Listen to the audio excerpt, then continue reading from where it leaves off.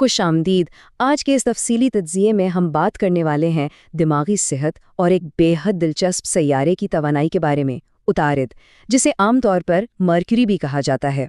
20वीं मई की इस मखसूस तवानाई का और हमारी जहनी सफाई का आपस में क्या ताल्लुक है, आइए सीधा इसकी गहराई में चलते हैं।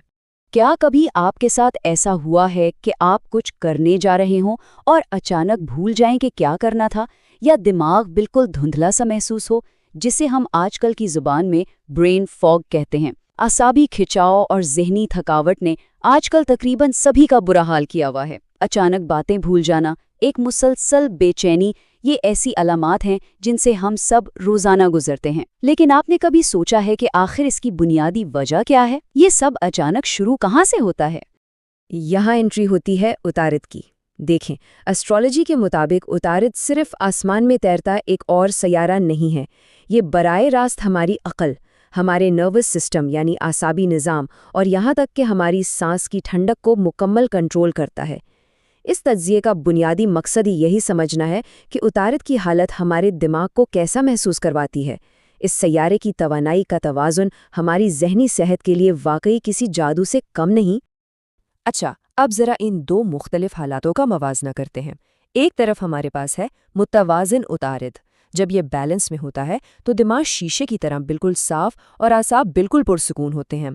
लेकिन दूसरी तरफ जब ये तवानाई दबाव का शिकार होती है, नतीजा सिर्फ थकावट पर नहीं रुकता। ये मेंटल स्ट्रेस बढ़कर बेख्वाबी यानी नींद के उड़ जाने और यहाँ तक कि अजीबोगरीब स्किन एलर्जीज की शक्ल में जाहिर होता है। दिमाग का स्ट्रेस प्रैक्टिकली आपके जिस्म पर जाहिर होना शुरू हो जाता है। और अगर आप जौज़ा या सुंबला हैं यानी जेमिनी या वर्गो, तो आपको ख़ास तवज्जो देने की ज़रूरत है। डेटा बिल्कुल वाज़े बताता है कि इन दो सितारों के अफराद सबसे ज़्यादा खतरे में हैं आजकल। क्यों? ओवर एनालिसिस की वजह से, ज़रूरत से ज़्यादा बारीक बीनी से सोचना और एक ही वक्त में बहुत से काम करने की कोशिश करना। ऐसे अफराद के लिए दिमागी आराम यानी एक प्रॉपर मेंटल ब्रेक लेना इस वक्त इंतहाई ज़रूरी है, वरना एक बड़ा बर्नआउट तय है।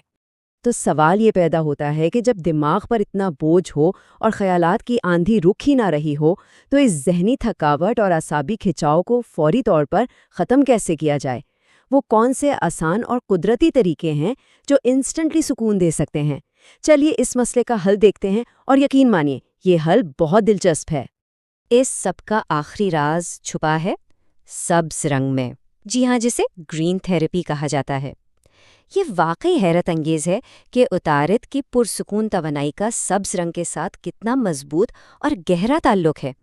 ये सिर्फ एक आम सा रंग नहीं है, बल्कि एक बेहतरीन और ताकतवर हल है जो ग़िज़ा के ज़रिए आपके थके हुए दिमाग को मुकम्मल तौर पर शांत कर सकता है।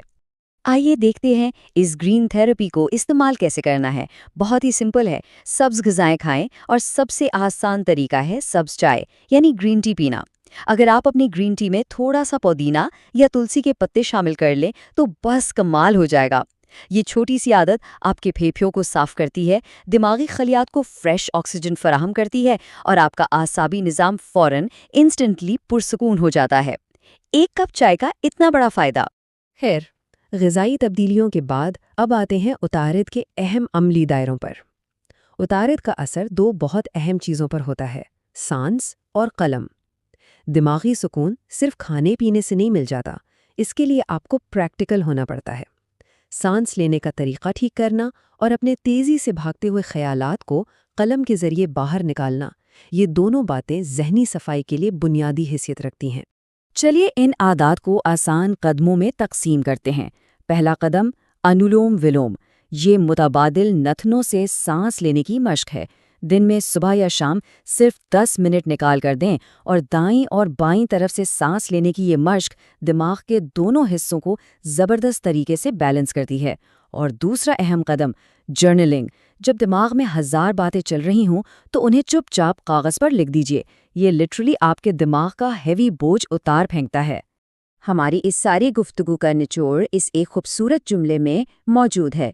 सिर्फ एक पुरसुकून दिमाग ही हर मुश्किल का हल निकालता है। यहाँ असल मकसद सिर्फ मालूमात इकट्ठा करना नहीं है।